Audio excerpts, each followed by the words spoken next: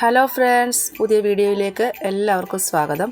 നമ്മുടെയൊക്കെ വീടുകളിലൊക്കെ നമ്മൾ കൂടുതലായിട്ട് ഏത്തപ്പഴം വാങ്ങുന്ന സമയത്ത് ഈ അധികം വരുന്ന ഏത്തപ്പഴം ഇതുപോലെ കറുപ്പ് വീഴാറുണ്ട്. ഇങ്ങനെ കറുപ്പ് വീണ് കഴിഞ്ഞാൽ പിന്നെ നമ്മളതെടുത്ത് കളയും, പിന്നെ കഴിക്കുകയില്ല. പക്ഷേ അകത്ത് കുഴപ്പമുണ്ടായിരിക്കത്തില്ല, പക്ഷേ പുറത്തെ തൊലി ഇങ്ങനെ കറുത്തിരിക്കും. നമുക്കിത് വെച്ചിട്ട് ഒരു റെസിപ്പി ഉണ്ടാക്കാനാണ് നമ്മളിന്ന് പോകുന്നത്. എങ്ങനെയാണ് ഉണ്ടാക്കുന്നതെന്ന് നോക്കാം. നമ്മൾ ആദ്യമേ തന്നെ ഇഡ്ഡലി പാത്രം അടുപ്പത്ത് വെച്ച് ആവിയിൽ ഈ പഴം പുഴുങ്ങിയെടുക്കണം. ഞാനിപ്പോൾ ഒരു 3 ഏത്തപ്പഴമാണ് എടുത്തിരിക്കുന്നത്. ഒരു 3 ഏത്തപ്പഴം അധികം വന്നതാണ്. എന്നും പിന്നെ വേണ്ടിയത് നമുക്ക് 3 ഏത്തപ്പഴം എടുക്കുമ്പം അതിന് 6 സ്ലൈസ് ബ്രെഡ് വേണം. ചിലപ്പോൾ നമ്മൾ ഈ നല്ല പഴുത്ത പഴമൊക്കെ ആണെങ്കിൽ അതിന് പിന്നെ വെള്ളമയം കൂടുതലാണെങ്കിൽ ഇച്ചിരി ബ്രെഡ് കൂടെ വേണ്ടി വന്നേക്കും.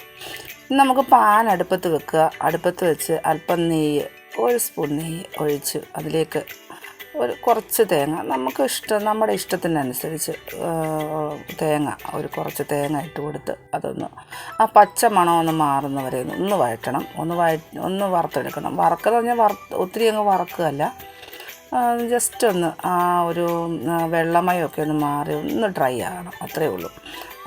അതുവരെ ഒന്ന് നമ്മൾ ഫ്രൈ ആക്കി എടുക്കണം.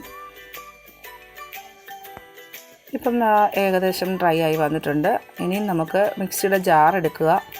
അതിനകത്തേക്ക് ബ്രെഡും പിന്നെ നമ്മൾ വറുത്ത് വെച്ചിരിക്കുന്ന ആ തേങ്ങായും ഇട്ട് കൊടുക്കുക.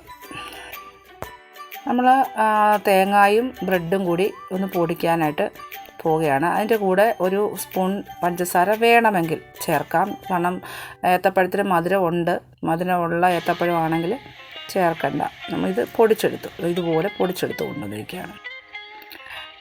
ഇനി നമുക്ക് ചെയ്യേണ്ടത് ആ ഏത്തപ്പഴം, പുഴുങ്ങി വെച്ചിരിക്കുന്ന ഏത്തപ്പഴം ഒരു പാത്രത്തിലിട്ട് നന്നായിട്ടൊന്ന് ഉടച്ചെടുക്കണം. ഇതുപോലെ 1 സ്പൂൺ വെള്ളം എടുത്ത് ചൂടോടെ തന്നെ അത് ഉടച്ചെടുക്കണം. നമ്മൾ ഉടച്ച ശേഷം അതിലേക്ക് നമ്മൾ ബ്രെഡിൻ്റെ പൊടി ഇട്ട് കൊടുക്കുകയാണ്.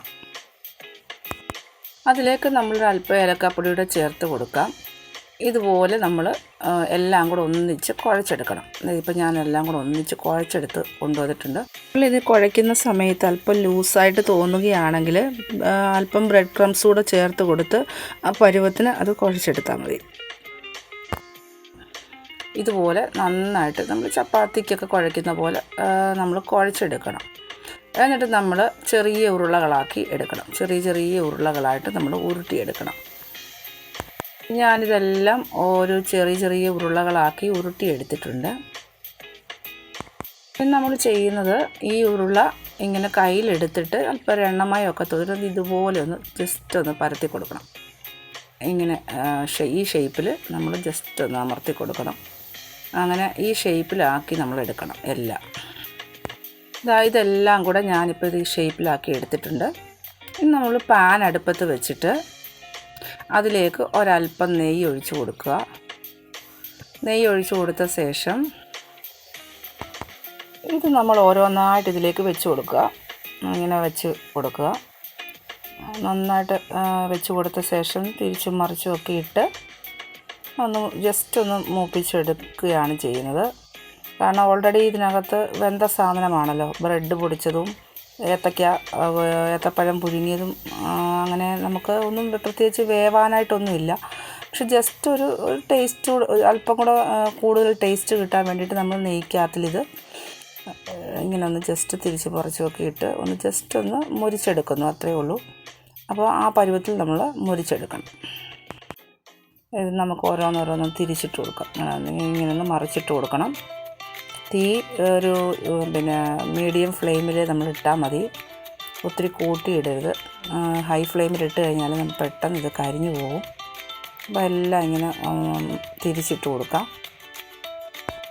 ഇപ്പോൾ എന്താണ്ട് ഇതിൻ്റെ കളറൊക്കെ ഒന്ന് മാറി വന്നിട്ടുണ്ട്. അല്പം ഒന്ന് ജസ്റ്റ് ഒന്ന് ഫ്രൈ ആയി വന്നിട്ടുണ്ട്. നമ്മുടെ റെസിപ്പി ഇവിടെ റെഡിയായി കഴിഞ്ഞു. വളരെ പെട്ടെന്ന് നമുക്ക് ചെയ്യാൻ പറ്റുന്നതാണ്. ഇത് ഞാനൊരു പാത്രത്തിലേക്ക് മാറ്റി വെച്ചിരിക്കുകയാണ്. ഇത് എല്ലാവർക്കും ഇഷ്ടപ്പെടും. കാരണം കുഞ്ഞുങ്ങളൊക്കെ ആണെങ്കിൽ ഇത് കഴിക്കാത്ത, ഏത്തപ്പഴമൊക്കെ കഴിക്കാത്ത കുഞ്ഞുങ്ങൾ ഇതുപോലെ ഉണ്ടാക്കി കൊടുത്താൽ അവർ വളരെ ഇഷ്ടത്തോടു കൂടെ കഴിക്കാനിടയാകും. നമുക്ക് എല്ലാവരും ഇതൊന്ന് ട്രൈ ചെയ്ത് നോക്കണം. വളരെ നല്ല ഹെൽത്തി ആയിട്ടുള്ള ഒരു റെസിപ്പിയാണ്. നമ്മളിനി ഏത്തപ്പഴം ഒന്നും കറുത്തു പോയി എന്ന് വെച്ച് നമ്മളെടുത്ത് വലിച്ചെറിയരുത്.